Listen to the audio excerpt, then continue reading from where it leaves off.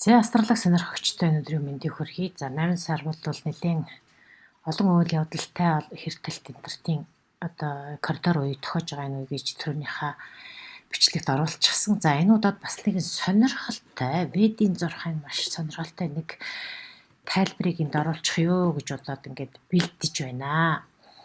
За өнөөдөр буюу 8 сарын 19-ний өнөөдөр бол ведийн зурхайн хувьд маш юм сонирхолтой үйл явдал буюу гариг иргэсийн сонин байрлал. Бид бол бүхний ялангуяа барууны зурхаачдын бол ерөөсөө ярьдаггүй тэр нэг сонирхолтой үйл явдыг ведийн зурхаачд тайлбарласан байдгийн байна. За 19-ний өнөөдөр яадаг вэ гэхээр бархас вед гариг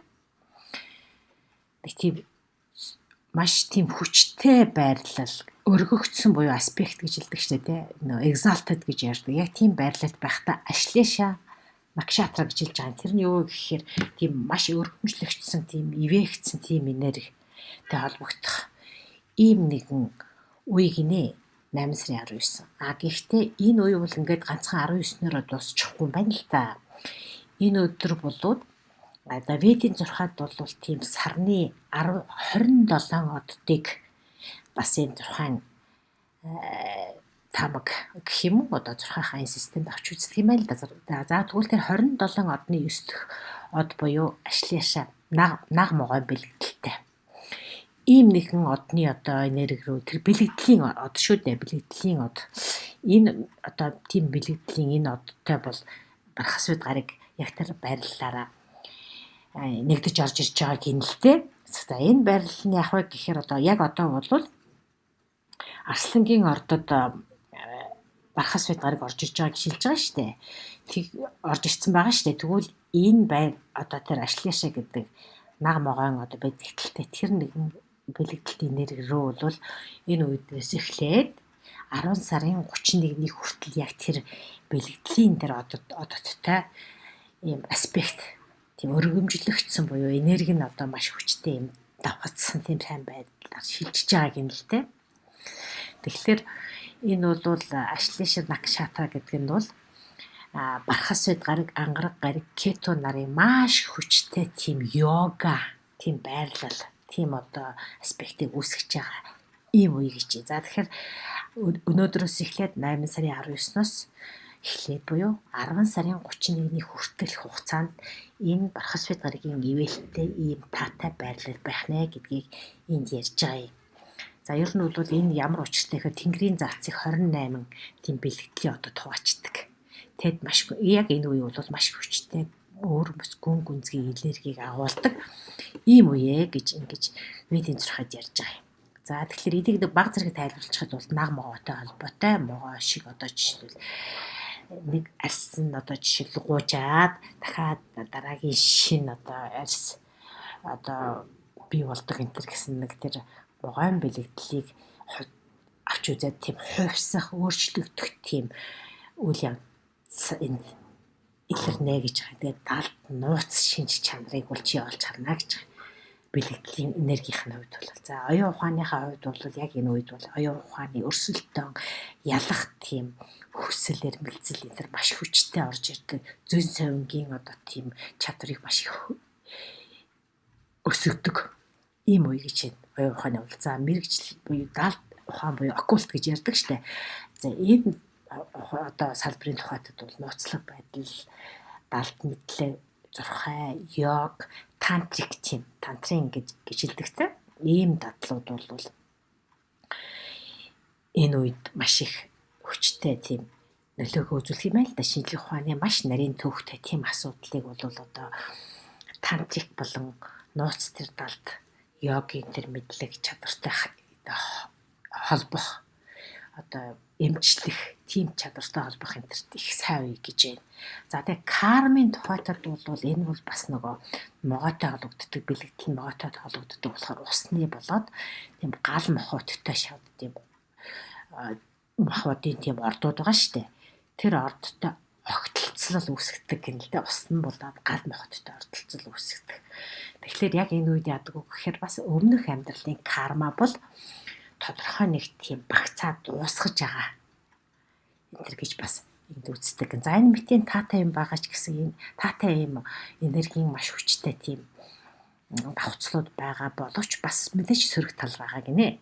Энэ юу гэхээр бол тухайн хүн одоо жишээлбэл энэ энергийг ингээд мэдэрч байгаа өөрөө ч мэдгүй байж болно шүү дээ. Гэвч хүнийг одоо манипуляц хит их өрсөлдөх, хит татгарах, аль эсвэл одоо буруу зүйл татгах магадлалтай байж магадгүй гэж бас ингэж үздэг юм байна. За тэгэхээр энэ төлөвлөл зөвхөн одоо бархас свет гарагийн энерги яагаад юм чухал байгаа вэ гэдгийг л ярих болохоос биш 12 орд тусал дээр яаж төлөвлөх вэ гэдгийг үл энд ярихгүй. Яагаад гэвэл энэ бол зөвхөн миний судалж байгаа цаашдаа илүү гүн гүнзгий нарийн ямиг би ингээд судлаад яриад явна гэсэн ийм байдлаар энэ одоо подкастыг хийж байгаа шүү. Тийм учраас надаас одоо жишээлбэл биний ордын ахвай, тэдний ордын ахвай гэж битгий асуугаарай. Энэ бол зөвхөн судалгааны бөгөөд миний таньж мэдсэнийхээ уранд та бүхэндээ хуваалцж байгаа энэ мэдлэг мэдээлэл юм шүү гэж ингээд ойлгочоорой.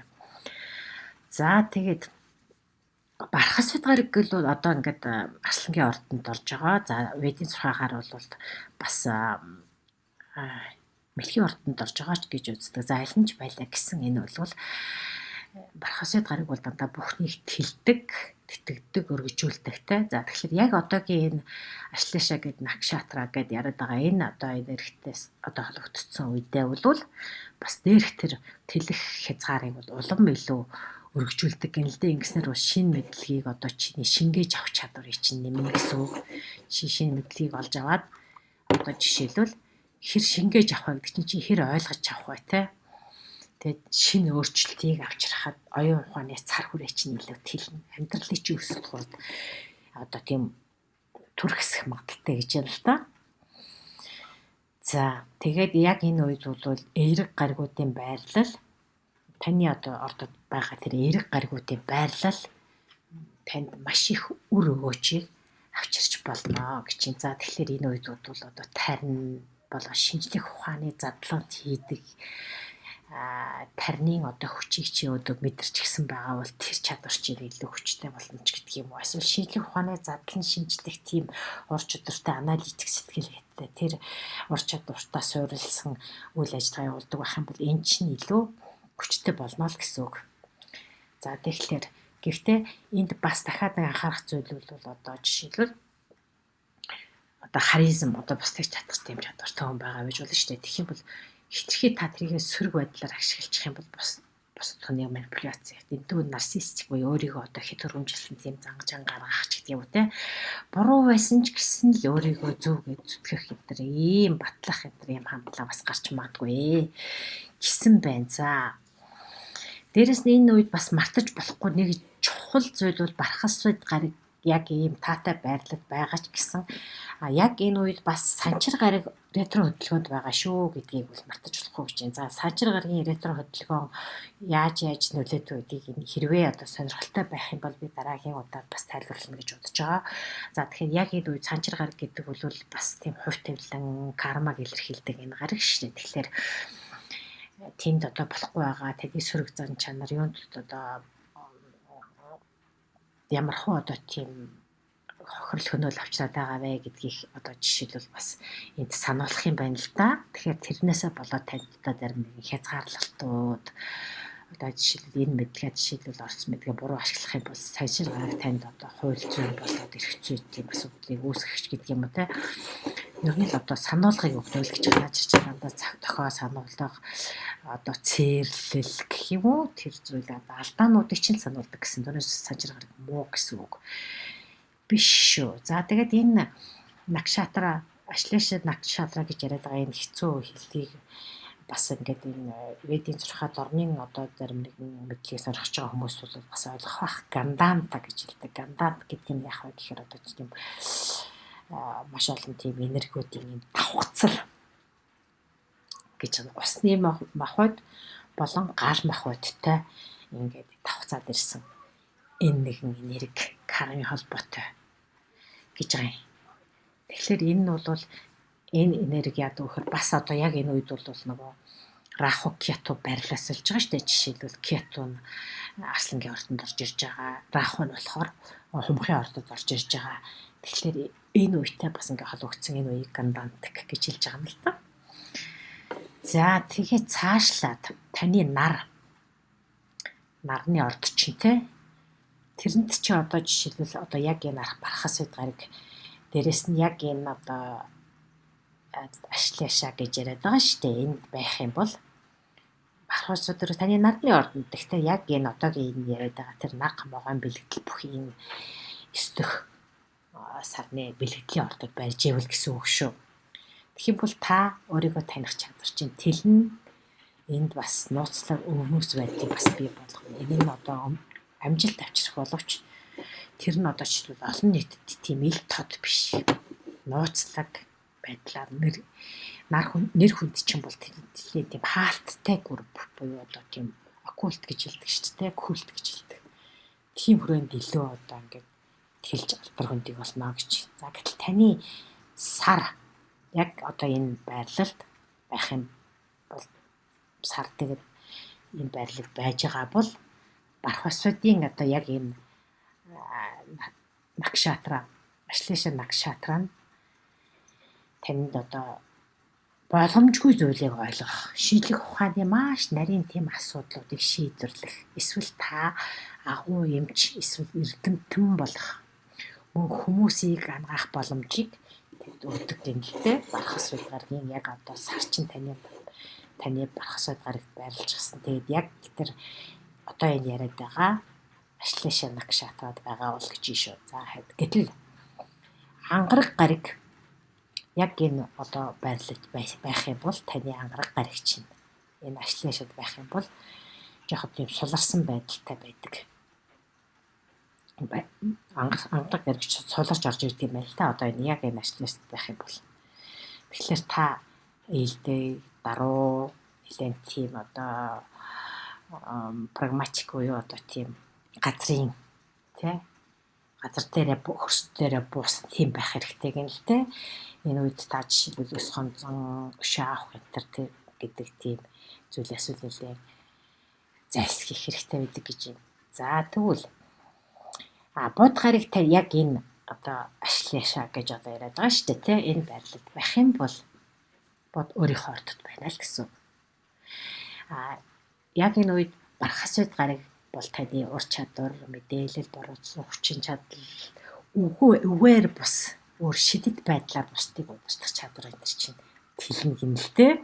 Та үг хэлэхгүй байсан ч гэсэн та тэр чадрыг эзэмшсэн байна гэсэн. Дээрэс нь та бичих, үг хэлэх, хэл шинжилэл, эсвэл банк салбартай банк санхүүгийн салбартай холбоотой ямар нэгэн ажил хийдэг бол маш амжилтанд хүрэх ийм магадaltaй гинэ. За тэгвэл сугар гарыг яг энэ ашлишаа одоо байх юм бол за ашлишаа гэдгийг ойлгохгүй байгаа бол эхний хэсгийн тайлбарыг үзээрэй.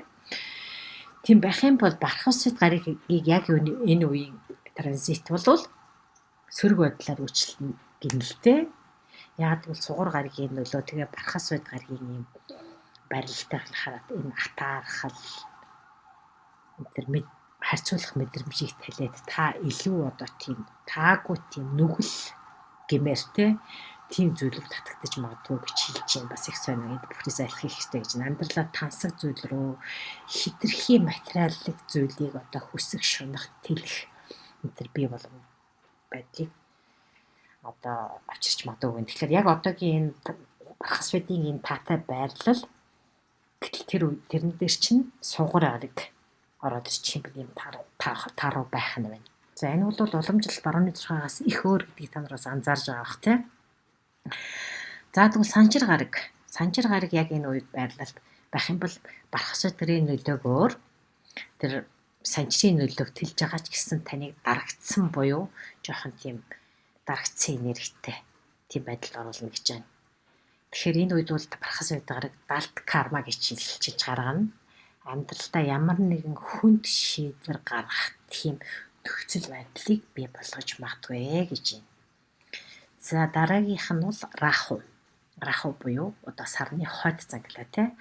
За яг энэ үед бол раху хойд зангалаа таны одоо аль гэрт байна вэ гэдгээс шалтгаалж штэ тий. Тэгэхээр бархас үед яг тийм раху дээгүүр ингээд өнгөрч байгаа яг энэ үед бол рахугийн үүсгэсэн тэр төөрөгдөл хит одоо тийм жишээлбэл раху ч дандаа ирээд рүү тэмүүлдэг штэ. тийм төөрөгдсөн одоо жишээл төсөөлсөн нэг их тийм романтик төсөөлөл байсан бол тэрий чинь бархас үед гараг энэ нөлөөгөөр үгүй хийнэ гэж. За хэд их тийм энэ нь бодит байдал болон зохиомол чиний өөрийн чинь сэтгэлдээ бодсон тэр зүйл хоёрын ялгааг чинь олоход бас жоохон хэцүү байж цаг үе ярьж магадгүй гэж байна. Энэ тохиолдолд таавал хэн нэгэн хүнээс жишээлбэл зурхаачаас ч гэдэг юм уу одоо далд мэдлэг тэр нэг эзэмшсэн хүнээс ч гэдэг юм уу эсвэл эдгээрч, барайч, илээч, эмч тийм одоо сэтгэл зүйч гэдэг юм уу? Тийм хүмүүс зөвлөгөө авах хэрэгтэй гэсэн байна. За тэгвэл таны кето энэ бол та нарт түрүүн би хэлсэн барууны 12 ордоос бол арай өөр шүү гэжтэй. Таны кето одоо яг энэ байрлалд ашлишаад буюу одоо энэ байрлалд байцсан байгаа бол бархас үед гараг яг энэ үед дээгүүр нь гарч ирж байгаа энэ энерги нангад одоо тэр кетогийн энергитэй ингээд давцж байгаа үед метафизик болон одоо газрын бус газрын одоо дэлхийн хүмүүсийн ойлгодог биш арай өөр тийм туршлагыг танд өгнө гэнэлтэй. Та далд энергийн чадваруудыг эзэмшин сэтгэл судлыг ойлгох чадвар яг одоо хийж байгаа зүйлээсээ та тис өөр зүйлийг хүчих тийм хүчтэй хүслийг ингэж төрүүлнэ гэнэлтэй. Энэ хүсэл тэмүүлэл эсвэл санхүүгийн хэрэгцээ шаардлагаас бас үүдэлтэй байж магадгүй гэсэн байна. За бархас үед гараг яг одоо юу болоод яг юм ашлашаа гэсэн одоо ведийн 6-нд чухал байрлалд ороод ирсэн байгаа шүү дээ. Энэ үед бол яг таарсан яг танд таарсан буцалтын ретро тохиож байгаа гэсэн.